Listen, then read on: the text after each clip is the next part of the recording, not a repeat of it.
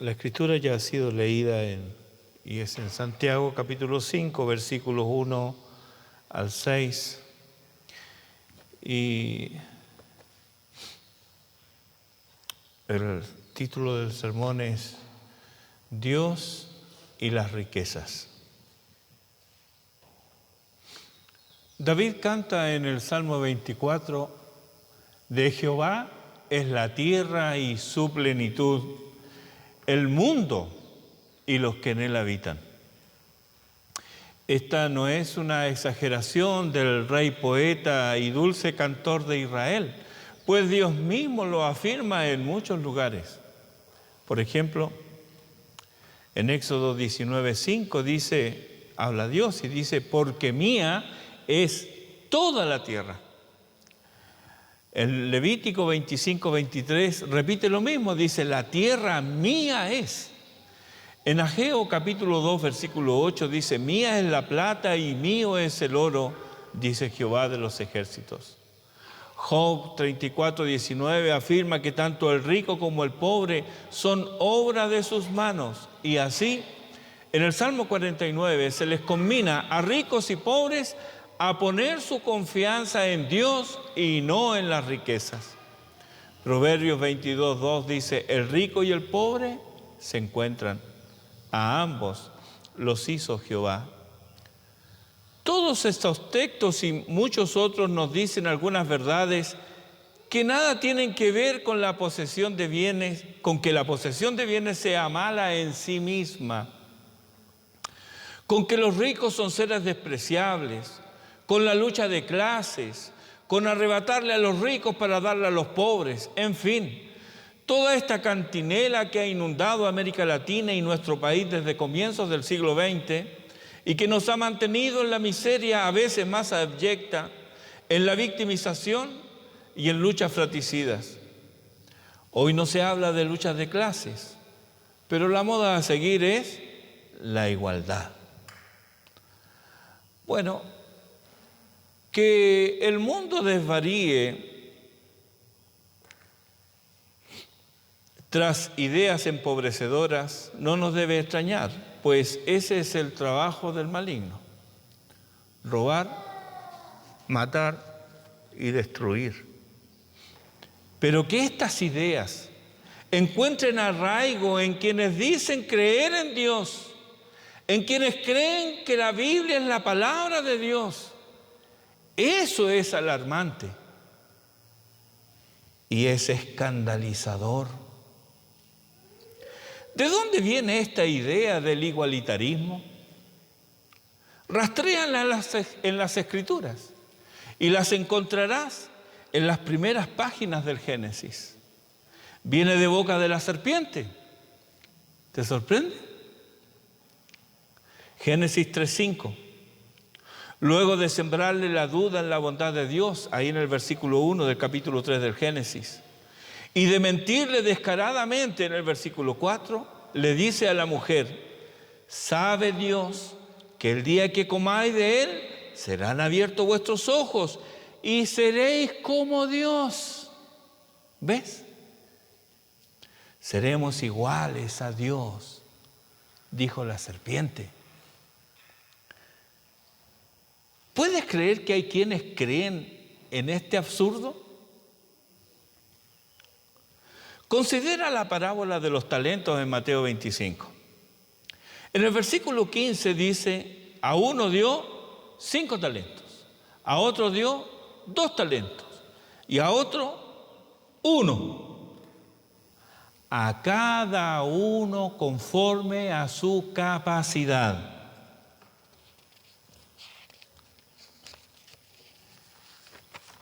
¿Es esto injusto? ¿Dar a cada uno conforme a su capacidad? No, no es injusto, pues el dueño da como él quiere. Mateo 20:15 dice, ¿no me es lícito hacer lo que quiero con lo mío? ¿O tienes tu envidia porque yo soy bueno? Pero sigamos con esta historia de Mateo 25. Supongamos que en vez de irse el Señor de esos siervos un tiempo, se hubiera ido 10 tiempos. Donde al final de cada tiempo los siervos hubieran duplicado el dinero entregado. Recuerda que le fue entregado de acuerdo a su capacidad. Al que le fueron entregados 2, al fin del primer tiempo tendría 4. Y luego 8. Y así sucesivamente hasta llegar al 10º tiempo con 1024. Comenzó con 2 y después de 10 tiempos tiene 1024.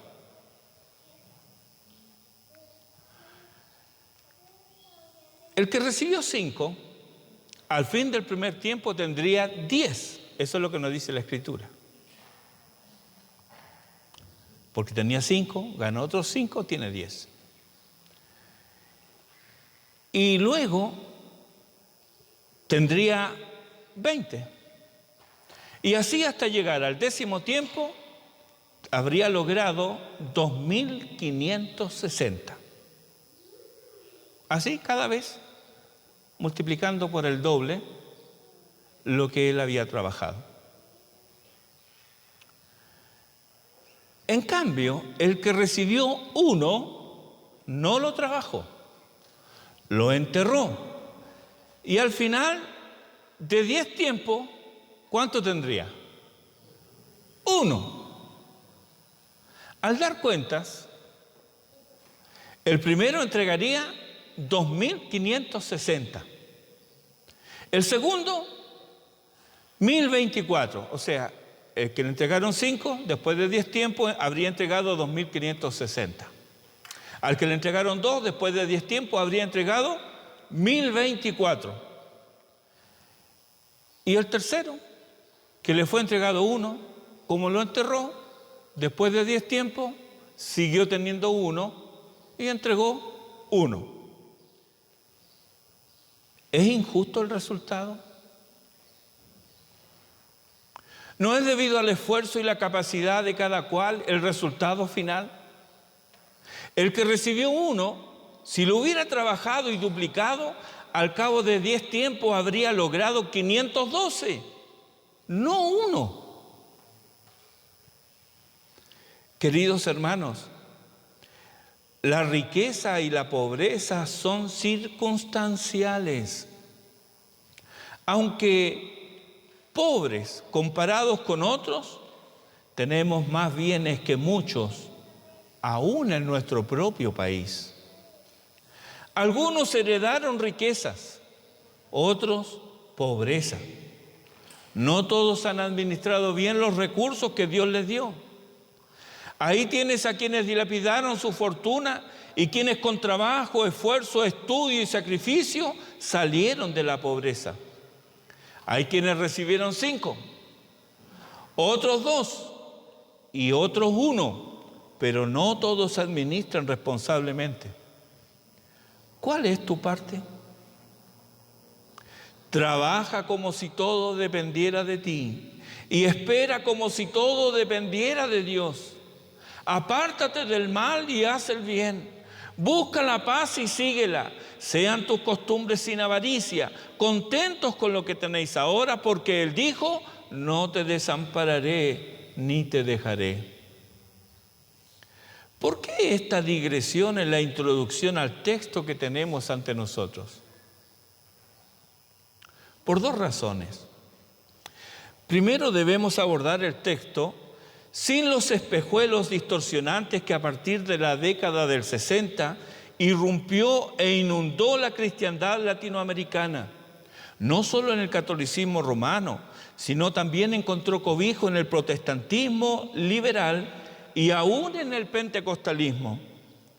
Así comenzó una explicación de los problemas sociales bajo la óptica de la teología de la liberación, donde según ellos, el Evangelio exige la opción preferencial por los pobres y para ello recurren no a la Biblia, sino a las ciencias humanistas y sociales para llevar a cabo dicha acción. Y en segundo lugar, debemos sacudirnos la idea que podemos hacer caridad con los bienes ajenos. La irrupción del cristianismo en el siglo I dejó de manifiesto, evidenció el amor cristiano sintetizado en la frase: lo mío es tuyo. O también, ¿qué tengo yo que pueda ayudarte? Esto es caridad cristiana. Esto es amor cristiano. La versión secular se llama socialismo o comunismo y se puede sintetizar en la frase: lo tuyo es mío. O, ¿qué tienes de lo cual yo me pueda apropiar o yo me pueda beneficiar? Esta es la cultura de la rapiña, del despojo, y es la manera segura de corromper los fundamentos de una sociedad.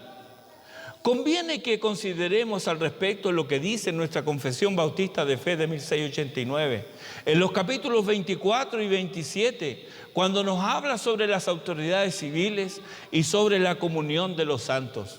Después usted lo puede leer en su hogar, capítulos 24 y 27. Yendo más a nuestro texto ahora, se dice que hay 4 tipos de personas en el mundo. Personas con recursos limitados, pero ricos en su relación con Dios. Otras, personas ricas en bienes temporales y ricas también en su relación con Dios. Otro tercer tipo de personas son personas miserables en esta vida y miserables también en lo porvenir. Y por último, hay personas ricas en bienes temporales y miserables en lo que a la eternidad se refiere. De estos habla Santiago aquí en el capítulo 5. Para estos miserables, el dinero es su Dios. Ellos sirven a Mamón. Su felicidad y seguridad está en lo que poseen. Quítales sus posesiones y le quitarás todo el brillo a sus vidas. 3 cosas vamos a aprender aquí en este texto. En primer lugar, vamos a aprender que las riquezas son temporales, versículos 1 al 3. En segundo lugar, por contraste, vamos a aprender que las riquezas deben ser honestas o adquiridas honestamente, versículo 4. Y en tercer lugar, vamos a ver el uso de las riquezas, los versículos 5 y 6. Veamos entonces, en primer lugar, veamos que lo que las riquezas son temporales, versículos 1 al 3. Vamos ahora, ricos, llorad y aullad por las miserias que os vendrán. Vuestras riquezas están podridas y vuestras ropas están comidas de polilla. Vuestro oro y plata están enmohecidos y su moho testificará contra vosotros y devorará del todo vuestras carnes como fuego. Habéis acumulado tesoros para los días postreros. Santiago ha venido hablando en tonos bastante duros al arrogante y soberbio. Cuando esta arrogancia y soberbia procede de la riqueza, se torna insufrible. Asaf, en el Salmo 73, nos describe algo de esto y nos muestra su lucha al percibir este mal. Dice: en cuanto a mí, casi se deslizaron mis pies, por poco resbalaron mis pasos, porque tuve envidia de los arrogantes, viendo la prosperidad de los impíos, porque no tienen congojas por su muerte, pues su vigor está entero. No pasan trabajo como los otros mortales, ni son azotados como los demás hombres. Por tanto, la soberbia los corona, se cubren de vestidos de violencia, Los ojos se les saltan de gordura, logran con creces los antojos del corazón, se mofan y hablan con maldad de hacer violencia, hablan con altanería, ponen su boca contra el cielo y su lengua pasea la tierra. Describe no solamente a estos ricos miserables, sino que también algo muy importante, describe la lucha y la debilidad de su propio corazón, porque él dice, tuve envidia.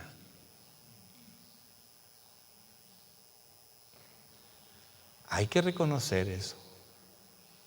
¿Cuánto estamos dispuestos a reconocer que mucho de nuestro despotricar de los bienes de otro nace de una envidia?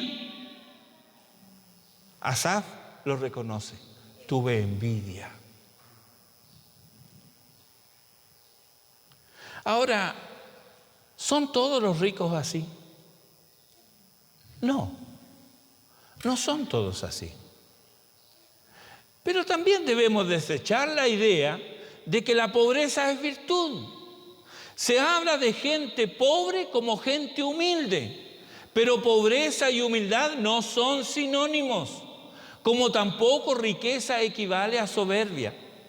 La Biblia no condena a los ricos por el hecho de serlo, sino por la búsqueda y administración egoísta de sus posesiones.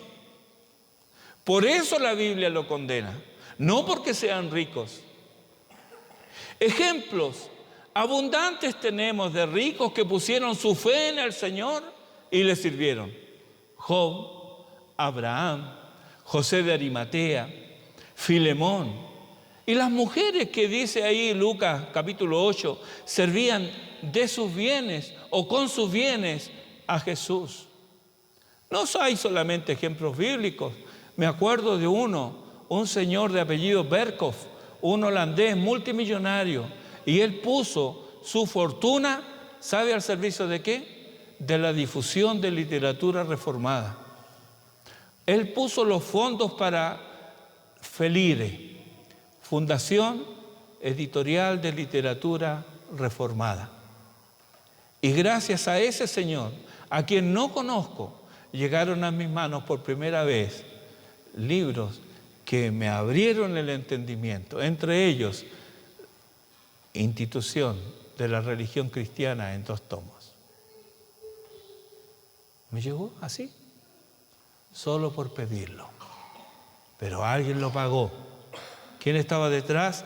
Este señor Berkhoff. Como él hay otros. Así, las riquezas para estos hombres y mujeres no eran un fin, eran un medio para servir a Dios y al prójimo. Comprendían que las riquezas materiales solo son temporales, de ahí la necesidad de poner el corazón en ellas. El hombre que es rico hoy no tiene ninguna garantía que lo será mañana. Así ocurrió el 29 de octubre de 1929, cuando la Bolsa de Valores de Nueva York perdió valores por montos millonarios, y esto continuó hasta enero de 1930. Ahí comenzó la Gran Depresión, tocando fondo y propiciando así el suicidio de muchos que habían puesto todos sus ahorros, los habían invertido en la bolsa, y de la noche a la mañana se encontraron con que no tenían nada. Y esta gente, frente a esa situación, ¿qué es lo que hace? Se suicida. ¿Dónde estaba su corazón? En la bolsa. Algo mucho peor es la hecatombe financiera que nos describe Apocalipsis 18.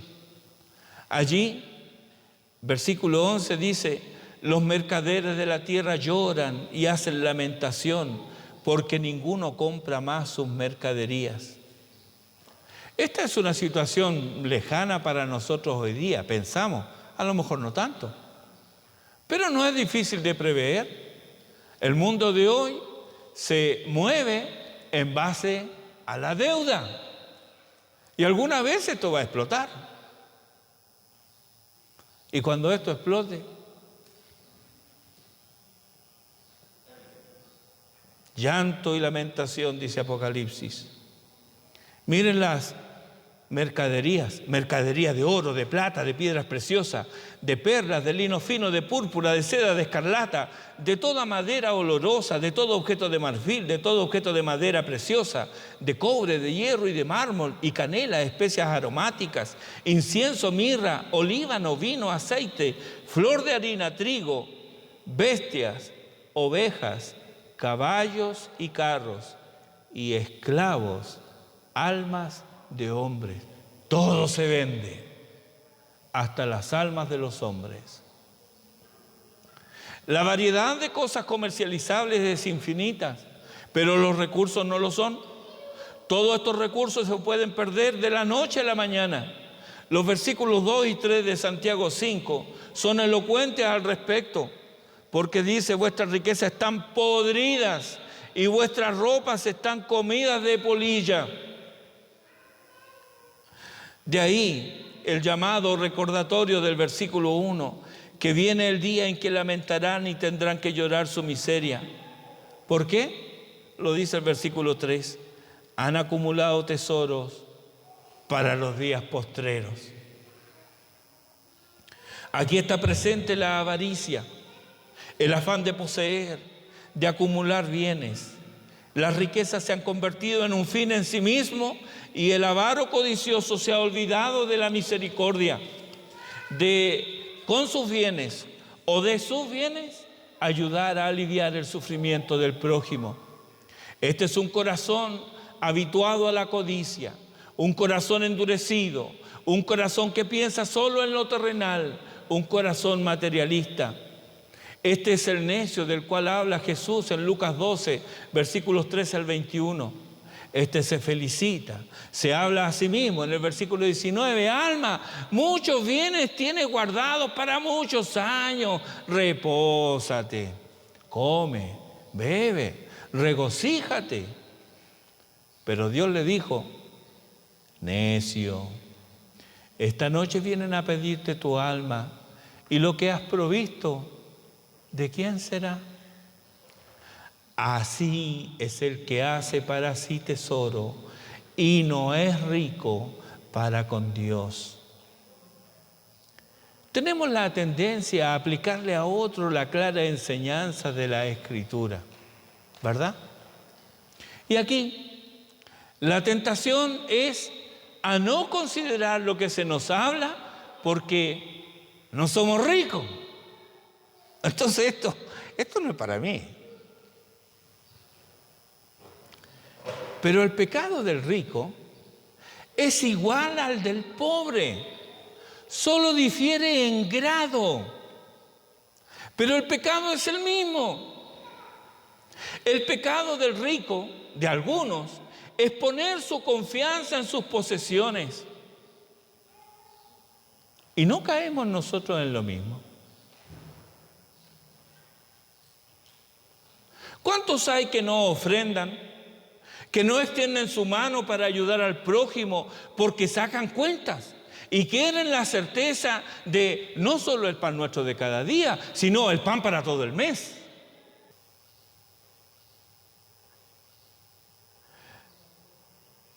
¿Cuántos no luchamos al apartar lo que le corresponde al Señor? Lo estamos apartando.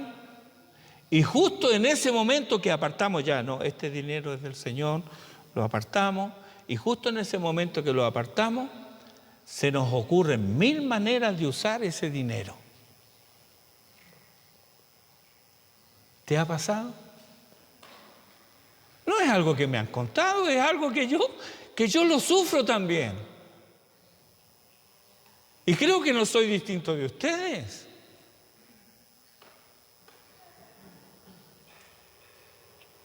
¿Ves? Es lo mismo del rico. Solo difiere en grado, pero es el mismo pecado de confiar en lo que tenemos. Y eso significa que no ponemos nuestra confianza en Dios, que nos da todo para que vivamos. Nos da todo lo necesario nuestro Dios. De cuánta bendición nos privamos cuando cerramos nuestras manos. Por otro lado, hermanos, qué bendición es el hogar abierto, el corazón dispuesto y las manos generosas, porque todo es de Él y por Él y para Él. Todo. En segundo lugar, y por contraste, aprendemos que las riquezas deben ser honestas. Versículo 4. He aquí clama el jornal de los obreros que han cosechado vuestras tierras, el cual por engaño no les ha sido pagado por vosotros, y los clamores de los que habían cegado han entrado en los oídos del Señor de los ejércitos. Los medios por los cuales conseguimos bienestar o riquezas materiales son de gran importancia. El todo vale es un procedimiento impío y no es digno de un hijo de Dios.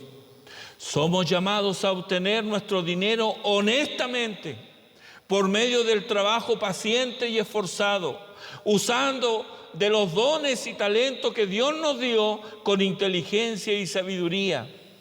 Quien así ha conseguido sus bienes es digno de nuestro respeto. Si no sabemos cómo otro ha logrado lo que tiene, no nos hagamos cargo de rumores, ni seamos maldicientes. Ciertamente hay quienes han obtenido ganancias de manera deshonesta e injusta, pero nunca se nos anima a despojar a otro de lo que tiene, ni a hacer justicia por nuestra cuenta o a vengarnos. Al contrario, Romanos 12, 17 al 19 dice: no paguéis a nadie mal por mal, procurad lo bueno delante de todos los hombres, si es posible. En cuanto dependa de vosotros, estad en paz con todos los hombres. No os venguéis vosotros mismos, amados míos, sino dejad lugar a la ira de Dios, porque escrito está: mía es la venganza, yo pagaré, dice el Señor. Recordemos Romanos 14, 12. De manera que cada uno de nosotros dará a Dios cuenta de sí. Sí, hermanos. Un día comparecerán ante el trono de Dios los Soros, los Rockefeller, los Rothschild, los Gates, los Pullman, los Luxig, los Angelini, los Cueto, los Piñera. Pero también los Alegría, los Carvajal, los González, los Huerta, los Quesada y los Rupertus. Porque todos compareceremos ante el tribunal de Cristo, dice Romanos 14, 10. Y lo amplía 2 Corintios 5, 10. Porque es necesario que todos nosotros comparezcamos ante el tribunal de Cristo para que cada uno reciba según lo que haya hecho mientras estaba en el cuerpo, sea bueno o sea malo. Allí, entre otras cosas, daremos cuenta de cómo obtuvimos lo que llegamos a poseer. ¿Fue por medios honestos o fue mediante engaños, atropello al débil o abuso al ignorante? No solamente será juzgado el medio, sino también el fin dado a las riquezas o la forma en que fue utilizada. ¿Y cuánto engaño hay respecto de esto, hermanos? Oímos: esto es mi dinero y con él hago lo que quiero. ¿Verdad? Lo oímos. A veces lo decimos nosotros. Bueno, es mi plata y con mi plata hago lo que quiero. Necio. No eres dueño, eres administrador. El dueño de toda la tierra y aún el dueño de ti mismo es Dios. No puedes hacer lo que quieres con lo que Dios te da. Lo que Dios te da debe ser usado para la gloria suya. Esto es, tu manutención y de los tuyos, la obra del Señor y el bien del prójimo. Veamos algunos textos al respecto. Hechos capítulo 20, versículo 35. Pablo dice, estas manos me han servido. En todo os he enseñado que trabajando así se debe ayudar a los necesitados y recordar las palabras del Señor Jesús que dijo, más bienaventurado es dar que recibir. Sí, mira, está escrito, está en la Biblia esto. Efesios 4:28. El que hurtaba, no hurte más, sino trabaje, haciendo con sus manos lo que es bueno, para que tenga que compartir con el que padece necesidad. 1 Tesalonicenses capítulo 4, versículos 11 y 12. Que procuréis tener tranquilidad, les dice Pablo a sus hermanos, y ocuparos en vuestros negocios, y trabajar con vuestras manos de la manera que os hemos mandado, a fin de que os conduzcáis honradamente para con los de afuera y no tengáis necesidad de nada. 1 Tesalonicenses 5:14, entre otras cosas, dice que amonestéis a los ociosos, deben trabajar. 2 Tesalonicenses capítulo 3, versículos 10 al 12, os ordenábamos esto: si alguno no quiere trabajar, tampoco coma. Porque oímos que algunos de entre vosotros andan desordenadamente, no trabajando en nada, sino entremetiéndose en lo ajeno. A los tales mandamos y exhortamos por nuestro Señor Jesucristo, que trabajando sosegadamente coman su propio pan. 1 Timoteo 5:8, porque si alguno no provee para los suyos y mayormente para los de su casa, ha negado la fe y es peor que un incrédulo. 1 Timoteo 6, del 6 al 10 dice, pero gran ganancia es la piedad acompañada de contentamiento, porque nada hemos traído a este mundo y sin duda nada podremos sacar. Así que, teniendo sustento y abrigo, estemos contentos con esto. Porque los que quieren enriquecerse caen en tentación y lazo y en muchas codicias necias y dañosas que hunden a los hombres en destrucción y perdición. Porque raíz de todos los males es el amor al dinero, el cual codiciando algunos se extraviaron de la fe y fueron traspasados de muchos dolores. Tito, capítulo 2, versículo 14, nos habla que debemos ser un pueblo celoso de buenas obras. En el capítulo 3, versículo 8, se nos insiste en que los que creen en Dios procuren ocuparse en buenas obras, porque estas cosas son buenas y útiles a los hombres. Y en el 3:14 se nos vuelve a insistir, aprendan también los nuestros. ¿Aprender? Sí, porque llegamos al Evangelio sin saber. Llegamos al Evangelio sin saber, por lo tanto debemos aprender. ¿Aprender qué? A ocuparse en buenas obras, para los casos de necesidad, para que no sean sin fruto.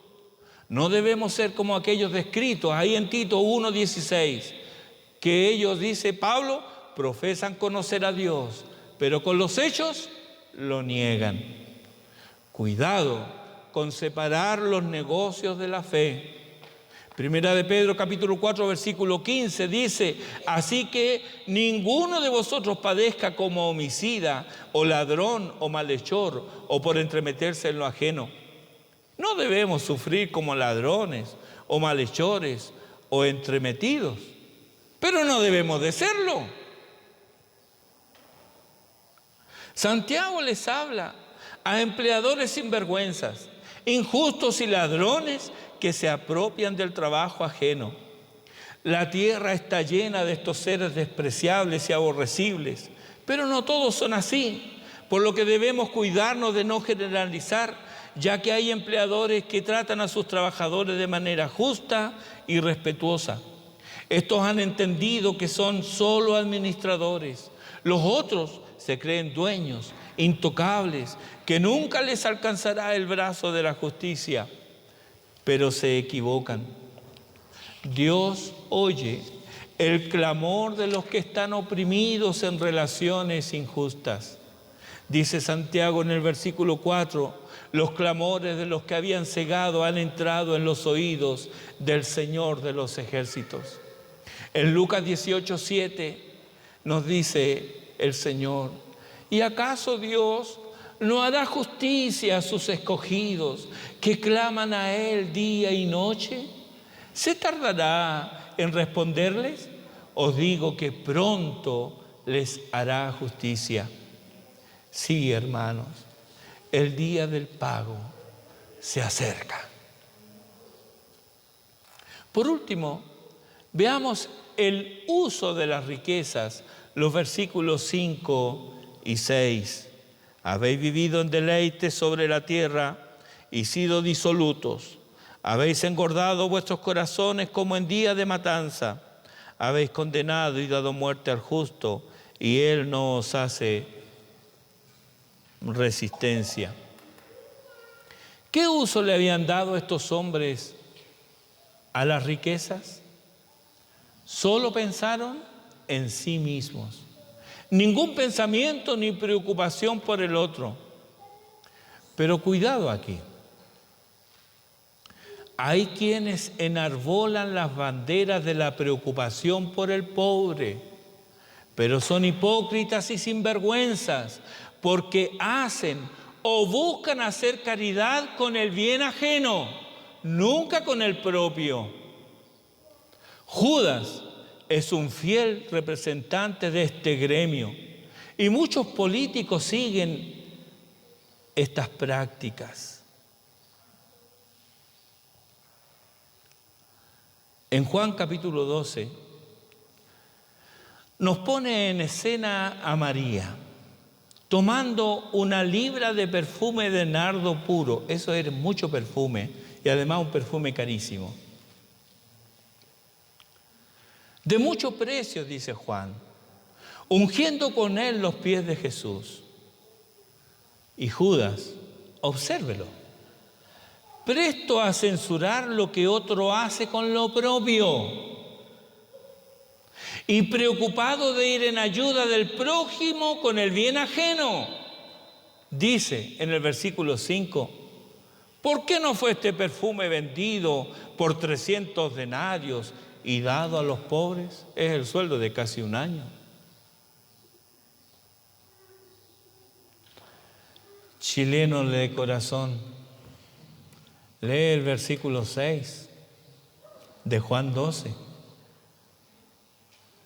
Es una sentencia sobre Judas, pero aplicable como nunca a tantos políticos preocupados por la pensión de la señora Juanita, por mejorar esto y aquello vía impuestos que se pierden en el camino al necesitado y van a dar a los amigotes del poder. Dice Juan en capítulo 12, versículo 6, pero dijo, Judas, dijo esto, no porque se cuidara de los pobres, sino porque era ladrón y teniendo la bolsa, sustraía de lo que se echaba en ella. Cada uno es responsable de los bienes que le han sido entregados para administrar. No podemos administrar bienes ajenos decidiendo su uso. No, cada uno es responsable. Pero en ese administrar lo nuestro, no debe ser solo considerando el provecho propio, sino la gloria de Dios. La filosofía de vida de los destinatarios de estos textos parece ser: come, bebe, alégrate, aprovecha todo lo que puedas y olvídate de Dios, de su obra y de tu responsabilidad ante Él. Esto es lo que está diciendo Santiago aquí en el versículo 5. Habéis vivido en deleite sobre la tierra y sido disolutos, donde disoluto significa vivir perdidamente, en libertinaje, entregado a los placeres. Pero Santiago dice más aquí. Dice, habéis engordado vuestros corazones como en el día de matanza. Esta es una figura que nos habla del engorde de animales. ¿Para qué se engordan los animales? Si no lo sabe, Lucas 15:23 es la parábola del hijo pródigo que regresa y dice el padre a sus siervos ahí en el versículo 23, traer el becerro gordo, ese estaba en engorde, y matarlo. Estaban en engorde porque era para eso. Traer el becerro gordo y matarlo, y comamos y hagamos fiesta. Para eso se engordan. Estos hombres de quienes habla Santiago, como animales irracionales, preocupados solo de sí mismos y por lo mismo, no hacen otra cosa que satisfacer su vientre. No saben ni se imaginan que están siendo preparados para la muerte. Romanos capítulo 2, versículos 5 al 11 dice, pero por tu dureza y por tu corazón no arrepentido, atesoras para ti mismo ira para el día de la ira y de la revelación del justo juicio de Dios, el cual pagará a cada uno conforme a sus obras. Vida eterna a los que perseverando en bien hacer buscan gloria y honra e inmortalidad, pero ira y enojo a los que son contenciosos y no obedecen a la verdad, sino que obedecen a la injusticia, tribulación y angustia sobre todo ser humano que hace lo malo, pero gloria y honra y paz a todo el que hace lo bueno, porque no hay acepción de personas para con Dios. Ellos habían vivido injustamente y por lo mismo maltrataban al justo. Y este que padece injustamente no es animado a levantarse en armas, a rebelarse, a quemarlo todo, sino a esperar en el Señor, pues Él ha dicho, mía es la venganza, yo pagaré. Debo dejar lugar a la ira de Dios. A la luz de estos textos, debemos preguntarnos, ¿estaremos infectados con las ideas mundanas que odian la riqueza ajena? ¿Será que la envidia nos corroe y por eso deseamos el mal al que tiene bien? ¿Será que nuestro corazón va tras la avaricia y solo piensa en lo terrenal? Debemos preguntarnos estas cosas. ¿Cuánto nos preocupa nuestro bienestar espiritual? Lucas 12:15 dice Jesús, mirad y guardaos de toda avaricia, porque la vida del hombre no consiste en la abundancia de los bienes que posee. La realidad es que no importa lo mucho o lo poco que creas tener, porque si no tienes a Cristo, no tienes nada. Mateo 16:26 dice Jesús, ¿por qué? ¿Qué aprovechará el hombre si ganare todo el mundo y perdiere su alma? Sin Cristo estás perdido y vas rumbo a la perdición eterna. No porfíes pensando que no tienes necesidad de nada. Apocalipsis 3:17 te dice lo que ignoras. Y no sabes que tú eres un desventurado, miserable, pobre, ciego y desnudo. Admite tu miseria y ven al que puede darte el tesoro más grande que jamás podrás recibir. Y esto de pura gracia. Ese tesoro es Jesucristo. Y con Él tendrás vida eterna, perdón de pecados y un nuevo corazón. Ven a Él si aún no lo has hecho. Él te llama y Él te dice, el que a mí viene, yo no le echo fuera. Ven a Cristo y conocerás realmente lo que es ser rico para con Dios. Oremos.